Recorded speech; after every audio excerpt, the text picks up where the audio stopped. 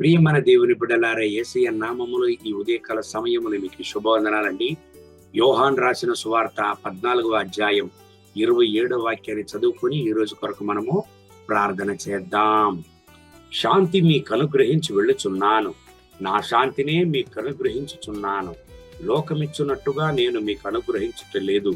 మీ హృదయమును కలవరపడనీయకుడి, వెరవనీయకుడి. అవును ప్రియమైన దేవుని బిడ్డలారా, ప్రభు అయిన యేసయ్య తన శిష్యులతో పలికిన శ్రేష్టమైన వాక్యం ఇది. వాళ్ళ హృదయం ఎందుకు కలవరపడినది? ఎందుకు వాళ్ళ యొక్క సమాధానాన్ని కోల్పోయిన పరిస్థితి వచ్చినది? ప్రియమైన దేవుని బిడ్డలారా, వాళ్ళ యొక్క హృదయం కలవరపడిన పరిస్థితిలో ప్రభు అయిన యేసయ్య ఈ మాటను వాళ్ళతో పలికాడు. ప్రభు అయిన యేసయ్య ఇక మీదట మాతో ఉండడు, ఆయన యొక్క సంబంధాన్ని మేము కోల్పోబోతున్నాము, ఎందుకంటే ఆయన మాతో ఉండబోవడం లేదు అనేటువంటి యొక్క దృఢమైన యొక్క ఆలోచన వాళ్ళలో వచ్చినందువలన వాళ్ళ హృదయం కలవరపడడానికి ప్రారంభించినది.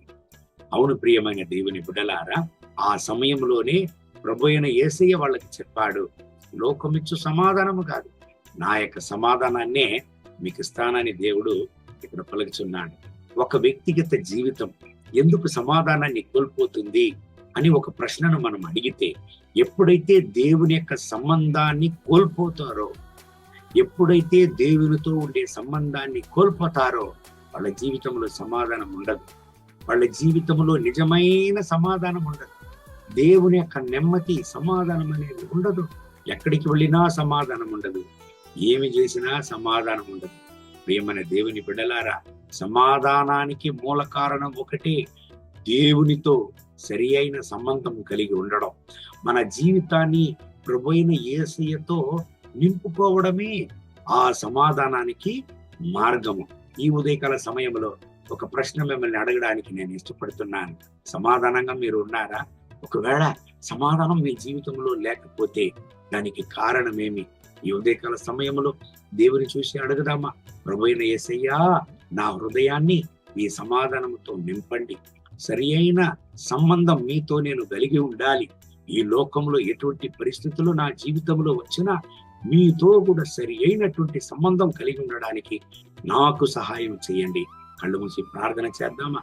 మహోన్నతమైన ప్రభువా, ఈ ఉదయకాల సమయంలో నా ప్రియ సహోదర సహోదరుల కొరకు ప్రార్థన చేస్తున్నాను. వీళ్ళని ఆశీర్వదించండి. నా రాజా, ఎవరంత సమాధానాన్ని కోల్పోయి, అయ్యో నా జీవితంలో సమాధానం లేదే, నా హృదయంలో సమాధానం లేదే, నేను ఎక్కడికి వెళితే సమాధానాన్ని నేను పొందుకోగలను అని బాధతో ప్రార్థన చేసే ప్రతి ఒక్క దేవుని బిడ్డల కొరకు ప్రార్థన చేస్తున్నాను. మీ సమాధానంతో వాళ్ళను నింపండి, ముట్టండి. మీ వాక్యాలతో వాళ్ళ హృదయాన్ని నింపడానికి సహాయం చేయండి. మీ బిడ్డలు మీ వేద గ్రంథాన్ని చదవడానికి, ధ్యానించడానికి సహాయం చేయండి. నా రాజా, మీతో సరి అయిన సంబంధం కలిగి ఉండడానికి సహాయం చేయండి. మీ మహోన్నతమైన ప్రసన్నత అపరిమితంగా మీ బిడ్డల పైన దిగివచ్చును గాక నాయనా.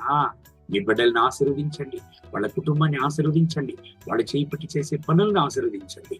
మహిమ ఘనత స్తుతి మీకే. యేసయ్య నామములో వేడుకుంటున్న మా ప్రియ పరలోకపు తండ్రి, ఆమేన్, ఆమేన్.